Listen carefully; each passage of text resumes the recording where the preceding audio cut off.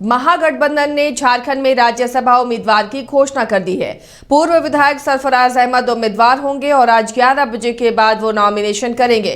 Nomination के दौरान सभी विधायक मौजूद रहेंगे। कल बैठक हुई और बैठक के बाद महागठबंधन ने सरफराज अहमद के नाम पर मुहर लगाई है, वो कैंडिडेट होंगे। हालांकि पहले से ही ये कयास लगाए जा रहे थे। गांधी सीट सरफराज अहमद ने जब छोड़ी थी विधानसभा की ये सीट, उसके बाद से ही ये कयास लगाए जा रहे थे कि इनके लिए आने वाले दिनों में पार्टी कुछ बेहतर कर सकती है, चाहे तो लोकसभा या राज्यसभा में उम्मीदवार बनाया जा सकता है। और अब राज्यसभा के उम्मीदवार बने हैं महागठबंधन के सरफराज अहमद। हमारे सहयोगी मदन जुड़े हुए इस मामले पर अपडेट के साथ। मदन, ये कयास पहले से ही लगाए जा रहे थे और सरफराज अहमद भी खुद अपने नॉमिनेशन की बात कहते आ रहे थे, अब उस पर मुहर भी लग गई है।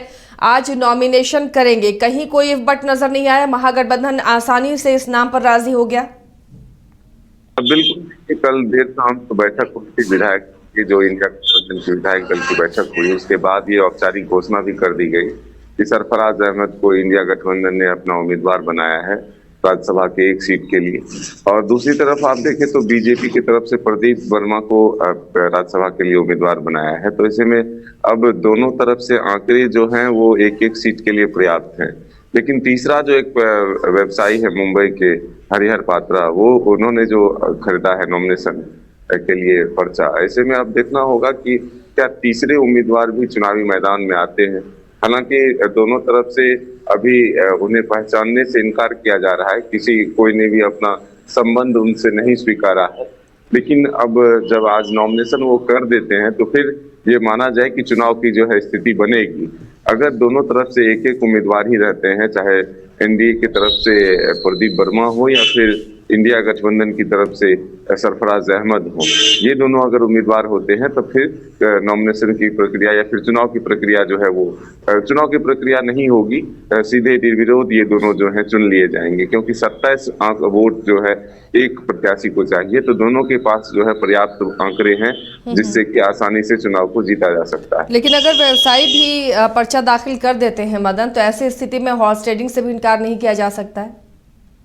जी, सवाल दोहराएं। मदन, अगर जो व्यवसायी हैं अगर वो भी नॉमिनेशन कर देते हैं, पर्चा दाखिल कर देते हैं, तो ऐसे में हॉर्स ट्रेडिंग की संभावना भी बढ़ जाती है?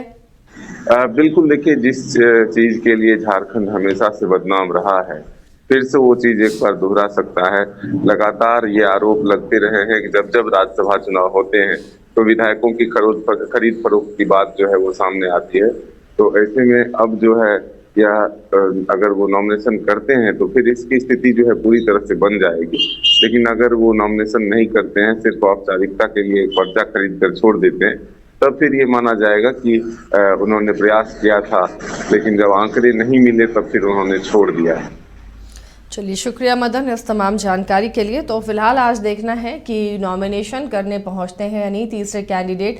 फिलहाल आज सरफराज अहमद अपना नामांकन दाखिल करेंगे और अगर वो व्यवसायी अपना नामांकन दाखिल नहीं करते हैं तो निर्विरोध दोनों सीटों पर, जो बीजेपी की सीट खाली हो रही है, जो कांग्रेस की सीट खाली हुई है, इन दोनों सीटों पर एनडीए और महागठबंधन के उम्मीदवार निर्विरोध चुने जा सकते हैं।